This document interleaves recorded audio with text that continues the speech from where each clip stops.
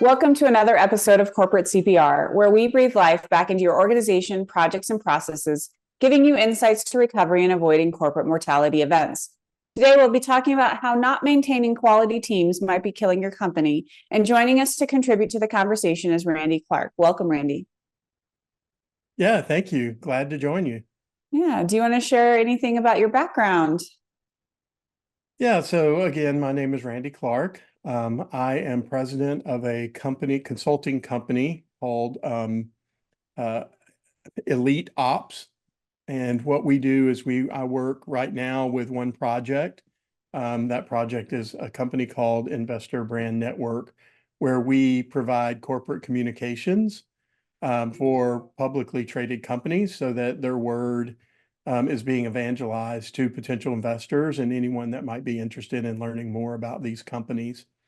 I come with about 25 years of experience um, that mainly ties back into managing people, building teams, and efficiencies around operations that have impacted sales, marketing, finance, technology, and of course, operations, client services, and so forth.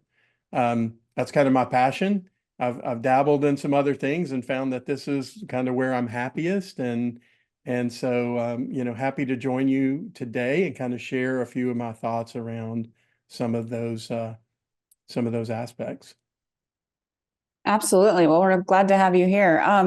Teams are obviously at the heart of every organization, and we've done a few conversations on teams here. But what got you interested in making that your focus?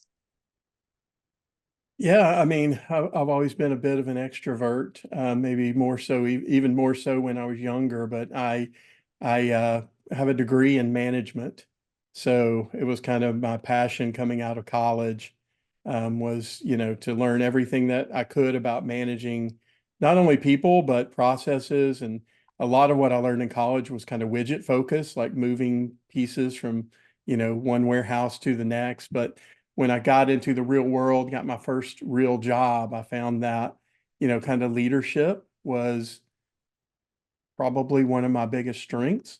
And so I've just been focused on management positions that provided me an opportunity to contribute in significant ways from a leadership standpoint throughout my entire career. And that's progressed from, my first management position, um, and just having maybe a few direct reports up to having as many as a few hundred direct reports at various times. So it's been a pretty interesting career. I've enjoyed every step of it. I've learned a lot.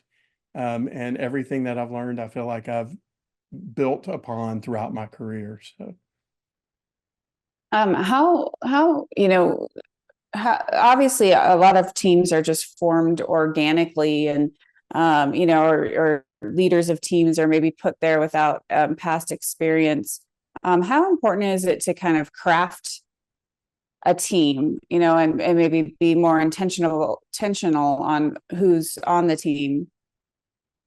yeah, I mean, I've done it both ways, and I would have to say that personally, I like building the teams from the ground up myself because then I know that they've been built on what I know is a, proven record of success. But there's always a lot of circumstances where that, you're not given that opportunity and you've got to come in and you've got to kind of make the best of what you've got and adjust and either bring people on board or make some changes within that team to get it where you need it to be. But the bottom line is, I mean, once I contribute the success of a team, the success of building a culture within a team that's based around winning, no matter what it is that you're doing, has everything to do with who you have in the position. So, hiring becomes, paramount. And, as I'm building out a team, whether it's from scratch or whether I'm, absorbing a team or taking on an existing team, the first thing that I want to do is come in and understand the people, the contributors, and make sure that without a shadow of a doubt, I've got the right people behind me that I can really get behind and we can have great success. Absolutely. And how when you're bringing these teams together, obviously team dynamics is really important. Do you put a lot of thought in, like they say, who's in the making sure people are in the right seat, so to speak? Yeah, for sure. I mean, I learned a principle through, I practiced the entrepreneurial operating system, which is, if you're not familiar with it, it's a great kind of operational tool for companies that are in that growth, emerging and growth stage. They're not quite, 30,000 employees, but they need some good guiding principles on how to get their businesses jump started. And and I'm a big advocate of EOS, and part of EOS is right people, right seats. And you do that by evaluating kind of three things. Are they capable of their job? Do they want their job? And are they good at it? And so it's simple principles, but if you apply that to everybody in the role, you determine whether or not you have the right fit. I like to kind of go a step further and then also make sure that they align with your company's values, because I think Mm, that's just as important, and that's an important piece of culture. Um, in having the right fit is also having somebody that shares the values and the vision of the company, so that they can, everybody's pulling on the rope in the same direction, so to speak. And you're not only getting the most out of everybody on your team, but you're in the right place for them, and they're in the right place for you. Um, early on, I learned in hiring people and managing people and understanding how people operate. I kind of look at three things, and it's really simple, but just attitude, aptitude, and work ethic. And I know everybody thinks about those things, but from my standpoint, if I understand the aptitude of every employee, or contributor, their attitude and where that lies, and their work ethic. Some people have strengths in one area more so than others, and they can make up for a deficiency in one of those. But if you've got somebody, if you have a person that's contributing to your team and they're strong in all three of those areas, then I almost feel like if they're not successful, you've failed them more than anything else. So I look to have a team built around people that have, high aptitude, great attitudes, and are willing to work really, really hard. And that doesn't mean necessarily working themselves to death. It means that they're willing to put in the work that is necessary for their success, because everybody understands that in life, relationships, raising children, going to school, whatever it is, output never exceeds input. And so what you need are a lot of people that are willing to put into it what they need to get out of it what they want. what about how important do you find it, or do you leverage, I guess, like team charters or team ways of working? What do you do to kind of keep uh teams functioning together? Yeah, no, it's a great question. I think that one of the things that I like to focus on with a team is alignment, not agreement. And what I mean by that is, if you can have a team full of people that are all aligned towards the same goal, but you can have healthy agreement around how you get to those goals, then you're aligned. And when you're aligned, magical things happen. When you're unaligned, you're never going to achieve your goals, or you're never going to get where you want to be with that contributor and that employee.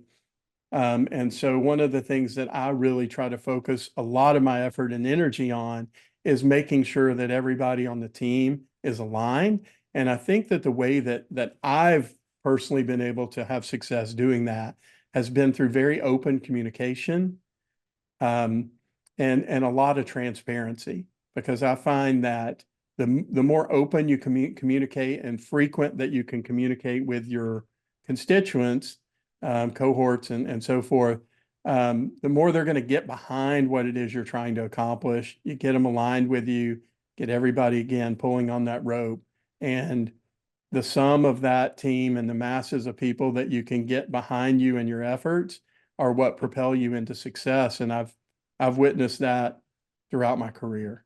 And the failures that I've had also throughout my career have usually been around, you know, everybody not being aligned, whether it's from the top down to the bottom or somewhere in the middle. But if you have the top aligned, just as, you know, aligned with the bottom and everything in between, it's a magical thing. What about when teams, you know, are struggling to work together well, or maybe let's talk about like a couple of individuals. There's a couple of teams that I've come across where there's two people in it, and I think, man, they need couples counseling because they just can't see eye to eye or work together, but maybe they're forced to. Um, how do you, you know, maybe as a leader, help two people through something like that? Yeah, I mean, I think not being blind to those situations is the first step, right? Because we all want to, from time to time, put our head in the sand and ignore the obvious. But when you have a situation like that within a team, you know that ultimately and eventually it's going to create problems, um, significant problems or severe problems at worst. At best, it's gonna prevent you from achieving all that you can. So the first thing that I like to do is make sure that people understand that as a manager, supervisor, someone providing direction, whatever it is your role is within that organization, um, you want to make sure that everybody understands that, you know, it's not only their right to come to you and speak openly and freely about, you know, what it is that they need, but it's your obligation to understand that. Like, what is this particular contributor employee's motivation? And then I focus really around like understanding them, what it takes to motivate them. And I feel like, or have not, I've really seen more than felt over the years, if I can focus my efforts and energy with every individual on my team on four basic things, um, then I can pretty much overcome any types of situations that they're, you know, that they're having with individuals or with the team or with the company or whatever it happens to be. And then there's instances where things just don't work out, right? And fit is important. But let me talk a little bit about these four things that I like to focus on, and we'll talk about fit. But you know, the four things that I try to do to keep things really simple is I try to keep my team motivated. And Mhm. that requires that you understand everybody on your team individually, because different people are going to react to different types of motivation. Some people react more to fear as a motivator. I'm not Mm. a super fear motivator kind of guy. I'm more of a velvet hammer, but sometimes that you need to instill a little bit of fear to motivate some people. Some people need you know, to be patted on the back. Some people need that lift. Some people need recognition. And so you've got to make sure, and it's different for everybody. So you can't just say, oh, well, I'm going to recognize all the performers on my team, and that's going to be the motivation that I'm going to do for my team and keep everything, you know, hunky dory and everybody happy. There's some people that won't react to that. And so I think it's a lot more individualized and understanding the individual, and reacting to that and creating a plan to that's very, very important. The other thing is focus. People have a tendency to get unhappy in their roles or not work together cohesively in a team when they don't have the right focus. They don't know what to focus on, or they've not been given the proper guidance around focus, with focus in my mind being, what is it going to take to accomplish your goals and be successful in your role? So I've tried to very clearly define in very simple terms, here's what you need to focus on, whether it's a daily, weekly, monthly, or quarterly, or even 1 year, 3 year goals. Here's the things that you need to focus on to make these things happen for yourself, um, and for the team that you're contributing to and the company and so forth. The other big focus of mine to keep teams working cohesively would be removing barriers, because as managers and as companies, especially as companies grow, Smaller companies have a tendency to try to micromanage people a little bit more than is usually necessary. And that leaves people feeling stifled and like they don't have a voice, and they're not really contributing in the ways that they know that they're capable of. And then, sometimes with big companies, it becomes, too many things internal that are getting in the way from people doing their job. And so removing barriers becomes important because, sellers, for instance, when I manage any sales team that I've managed, since I've kind of come to grips with this and learned, I want them spending 80% of their time in client-facing activity. And as a company, we can sometimes, have too many TPS reports, too much time in Excel, too much time staring at a CRM, too much time in internal meetings, um, things that aren't really contributing to their overall goals and success, and maybe making a manager happy or a CFO or a CEO happy, but they're really not contributing to the overall success with the goal. And that kind of goes back to alignment as well. So those are three of the big things. I think that the final thing that I like to do with my team, and this speaks a lot to cohesiveness and also people enjoying their work, is advocacy. I think this is the biggest thing. So motivation, focus, removing barriers, and being an advocate. So I find that employees are willing to, you know, basically do anything, take a bullet for you as long as you can be an advocate for them and be their voice, because, not everybody has, and especially if you're in a senior leadership role and you're you're right there with the CEO and the board at the highest level of these companies in terms of direction and so forth.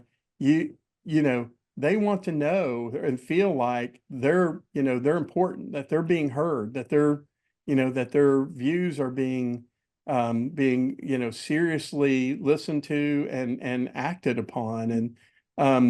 And so one of the things that I feel really pride myself with throughout my career is being an advocate for everybody that I've ever managed. And that's important. And I think understanding that it's not always, sometimes that becomes a little bit personal. So, in understanding who my employees are and what motivates them, I might have an employee that's in a, mid-level operational role, but their lifelong goal is to open their own bakery. And, in understanding that and helping them to achieve that goal through what they can accomplish in this job is the type of advocacy that I think it takes to have all those employees loyal to you, loyal to the company, loyal to their jobs, and loyal to the goals that you're looking to attain. And again, I feel like if you can manage those four things successfully, and you've got the right people, which we've already talked about in the role, it's really excuse me, it's really you're going to accomplish great things. And if not, then there's sometimes a situation where the fit is just not right. I talked about this a moment ago, but to bring it all back around, fit to me is a two-way street. And when I'm doing interviewing to hire people for a role, there's a lot of selling going on in hiring on both sides. It's me trying to sell you that this is the greatest job in the world, and you trying to sell me on the fact that you're the greatest person that I could ever hire for this job. And what we lose sight of is whether or not that job is truly the right fit for that individual. And sometimes it's not. And I've had people that are excellent at a lot of different things, but not excellent or even good at the role that they're in. And working through that, helping them understand that, as well as you understanding that yourself. And then hopefully then you can find some way of putting them into a role that is a better fit for them, or adjusting their role to what they're great at. that's important. And sometimes that just means, sometimes you have to have a hard conversation of, hey, I don't have a role for you. This may Mm. not be the right fit. And if that's the case, like I want you to wake up most days. I mean, people have good days and bad days, but wake up most days excited about what the challenges you have to face that day and excited about your job. I think we've all had opportunities where we've been in jobs where you wake up dreading it, and that's Mhm. just no way to live your life. And so when you're in a situation like that, that goes back to where I speak of being the velvet hammer. I've had a lot of conversations with people throughout my career where it's just been, hey, you're a great person. I love working with you. I like you as an individual, but this job is not for you. So, Mm. and you're not happy. And so let's assess that and determine whether or not, we can change that. And if not, then let's move on. Like, let's move on to something that's rewarding, challenging, something that ultimately feeds your soul so that you're happy as an individual and not just punching a clock. Have Because you that's, ever had somebody not willing because they don't have something lined up, or they're worried about the market, or whatever the case may be? yeah, I mean, certainly because, companies, have, I would never expect anyone to just for me to say, hey, you're not a good fit for this job. And they say, you know what, you're right, I quit, and walk out the door without something else, going on or some other opportunity for them. So, you're probably not being realistic if you think that you're ever going to have employees that are going to tell you everything about their intent. But at the same time, I think you can encourage them and support them. It's like I said, if their lifelong ambition is to be a baker and they're in an operational role, you can help them get there. You can help them see a path to get there. You can help them create goals that allow them to get there. But certainly, I mean, I've worked in union shops before where, I had to spend 80% of my time managing firing people Mm. because that's what was required in a union, to you constantly were putting work into getting rid of people. It's not a great place to be because you want to put all that energy and effort into people that love their job, that are great at their job, that contribute great things to the company and that want to contribute great things to the company. And when that's not, that's also an alignment issue. But when people just kind of get stuck in a job, and that's how they feel, I do everything that I can to help Mm.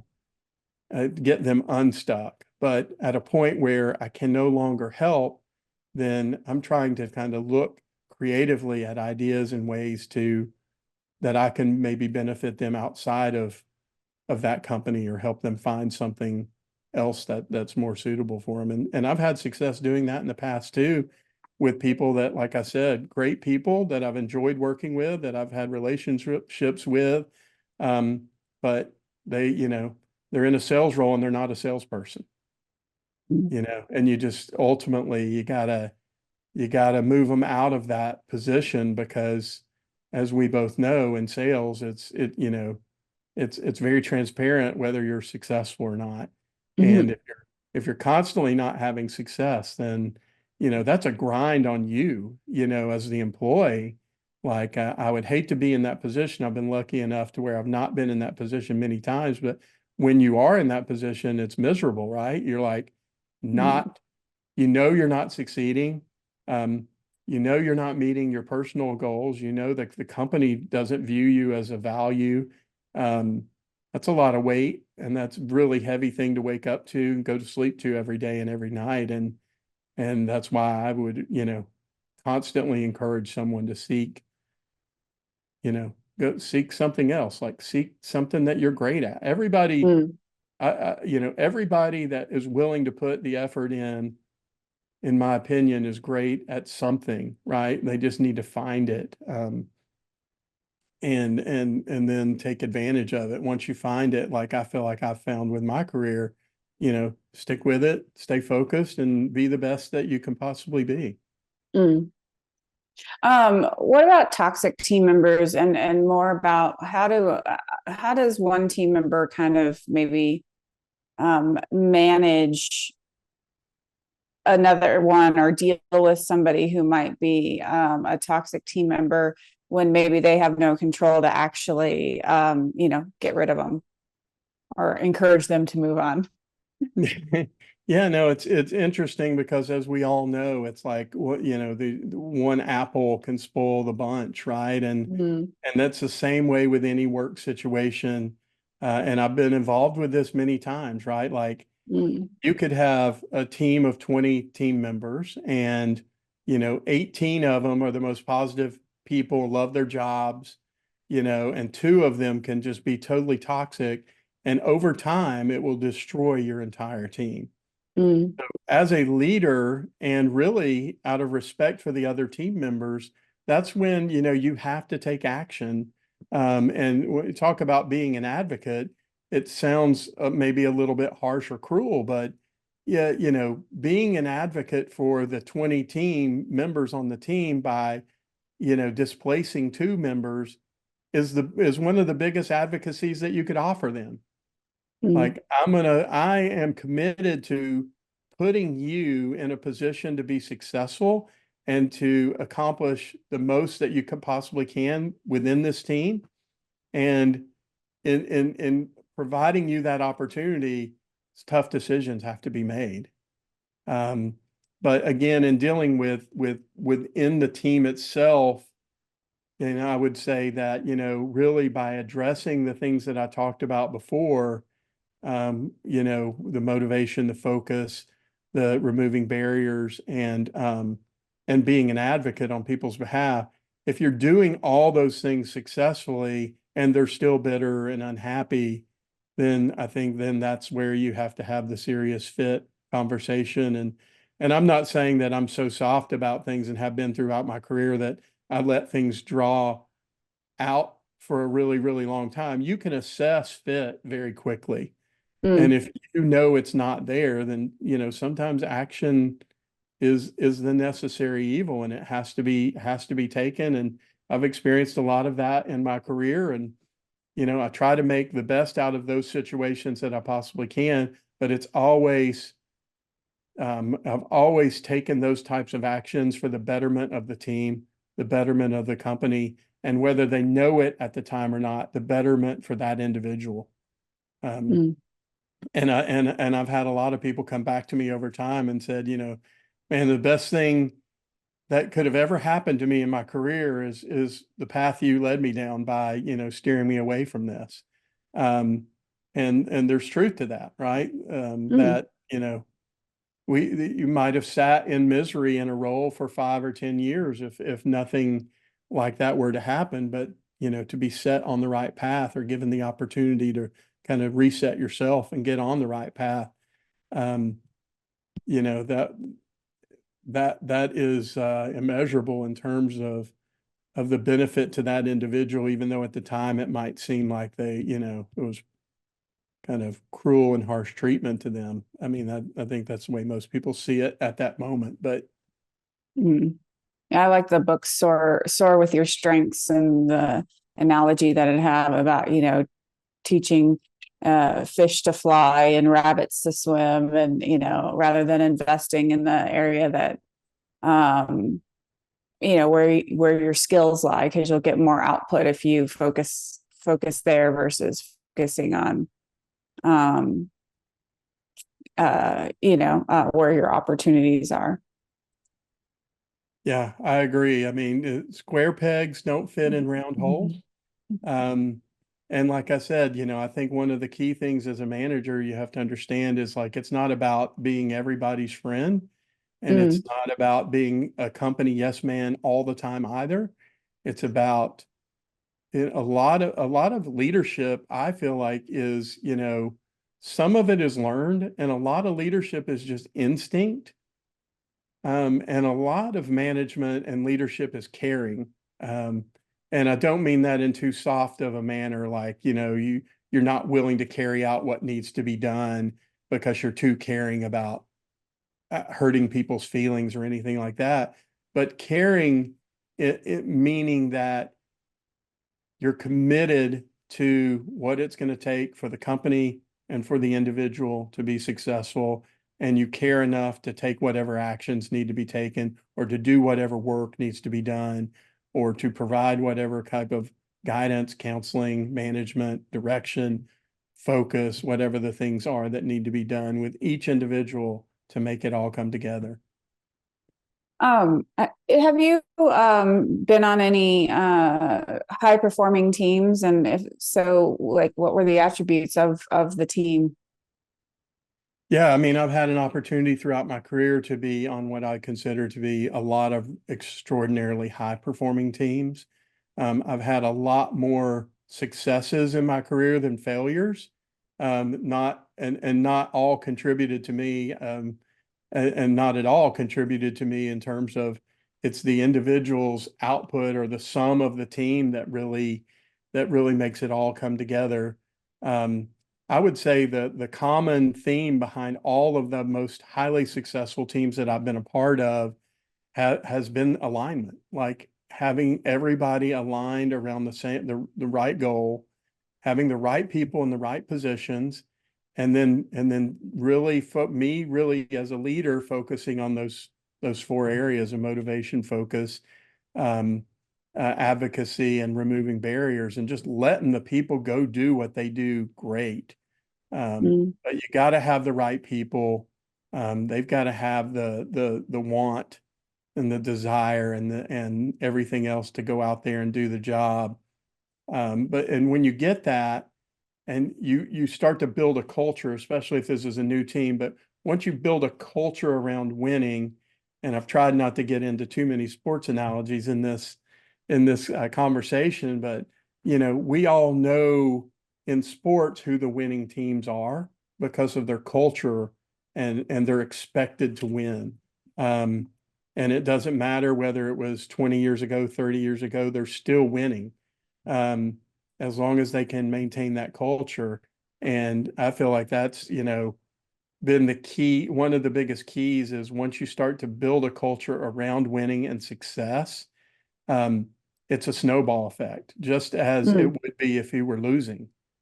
And that can become a snowball as well. But um, what I've experienced throughout my career is once you start to have success and you're able to build on it, you sustain that as long as you possibly can, and it just continues to get bigger, bigger, bigger, build until everybody wants to be a part of your team. Everybody wants to lift. Everybody wants to have more success than they've ever had in the past. And that's when things get to be really, really fun, mm, which is another thing that I like to focus on, because I mentioned before, I'm not the type of person, it's not that I'd never have a bad day.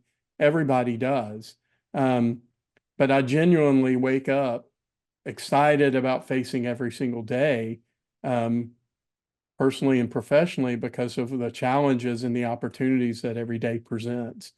You're going to have a mm, day where you don't feel good, or that you didn't get the sleep that you wanted to get, or maybe something's got you down, and everybody has a few of those, and that's okay, as long as the majority of the time you're happy. And I like to really, probably been a little bit dry and talking a lot in this podcast, but it's really important to me to keep a fun work environment. Um, and I like to keep, I've never been involved in, saving lives, um, or in a job where people's lives were, mm, in jeopardy if I were to mess something up. So I like to keep that in perspective, and keep that in perspective with the team, and really keep things fun, um, and tell a lot of jokes, apply a lot of humor in situations where you can. um, Most people are going to react to that really, really well, I think, especially in the type of work that I've done throughout my career. Um, and so I think that's just as much an important thing, and especially a part of being a winning organization and having extraordinarily high performing team would be, you know, everybody's having fun. mm. Well, fun, but being productive as well, right? I've seen some teams where all they do is have fun. Yeah, I think that winning has to come first, right? Mm, Like, I mean, not yeah. that you can't have a little bit of fun, but the most fun that I've had in my career was when we were on top of everything. And Mm, we were, yeah, we're definitely. we're on our eighth quarter in a row of exceeding our goals as a Hmm. company, and we're seeing exponential growth, and everybody's out earning, that what they were the previous year, the previous quarter, or whatever. Um, and then you kind of let loose a little bit more and a little bit Mm, more and a little bit more, and you're really, really, really having fun. You're really, really enjoying it. But you've got a lot of people that are challenged, and they're not going to let up just because they've, maybe, could say they've gotten to the pinnacle. When you get the right people in the role, that's never an issue, because they're never going to feel like they've gotten there. Just like I never feel like I've gotten there in my entire career. I've never once sat back and thought, well, now I've done it. I've accomplished everything that I can accomplish in this role or with this company or whatever it happens to be. And just kind of sat back and enjoyed it in that way. I'm always looking for more ways to accomplish more, to succeed more, to mm, have more fun, to just more of everything. absolutely. Well, Randy, let's pause there then, and would love to hear what three things you want to leave top of mind for folks. Yeah, I mean, I think top of mind in terms of, having a great team. Um, I would again focus on making sure that you have the right people in the right seats. Again, my thing has always been to focus on attitude, aptitude, and work ethic. And if they have all three of those, then that's great. If they happen to be, you know, average in aptitude, but they're like off the charts in work ethic, they can make up for some of that, difference. I've seen people, the smartest people in the world, maybe that I've worked with that have a bad attitude, and it offsets the entirety of their aptitude. And I've seen people that are the smartest people in the world, but they feel like they don't need to work as hard as everybody else. And sometimes you can get away with that because there is the work harder, not smarter, or work smarter, not harder concept. And there's Mm, some truth to that. But if you have work ethic and that's just instilled in your DNA, you're going to be able to overcome some of those other things. So I would say first and foremost, right people, right seats, get the right people behind them, support your people to a fault, because mm, once you know you have the right person, then it's your responsibility. Their success is on you. And I've walked away from many people that I've led throughout my career that have not been as successful as I felt like they should have been or could have been, and I've owned that, and tried to learn and build upon that, because if you've got that person, then it's the golden ticket. You put every ounce of energy, everything that you can into that, and you nurture it as best as you possibly can. And then I would end with, make it fun and enjoy what you're doing, because if you're going to bring passion to what you do day to day, and you're going to want to kind of be that example to your team and to your company, you've got to exude that confidence and that energy and that passion that you want them to have. And so that leadership by example, that's not been a saying for probably as long as any of us can remember or longer, for no reason. It's as important as everything. People mm, respect you for the work that you do, for the care that you give, for your job, and for what you're putting into it as well. So those are probably the things that I would end on, and say if you can really focus in those areas, you're gonna find yourself with a really great team of individuals that you're gonna enjoy managing, and you're gonna enjoy the fruits of your labor and the success that you'll have together as a team. mm. Well, thanks for those thoughts, Randy. How can folks find out more about what you do or get in contact with you? Yeah, again, I'm right now doing basically all of my work with a company called InvestorBrandNetwork. Um, we call it IBN just because that's a lot of syllables, but yeah, you can reach out to me on LinkedIn anytime. I'm Randall S. Clark on LinkedIn. And I'm happy to connect with anybody who's, might be interested in networking in any way, or if I can assist anybody in any way, I'm happy to. Always a huge advocate of that. And then if you'd like to learn more about Investor Brand Network, of course, you can look us up on any form of social media. InvestorBrandNetwork.com is our web address.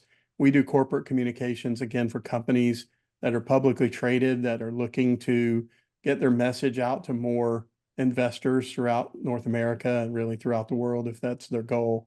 And so I'd be happy to connect with anybody who might have interest there as well.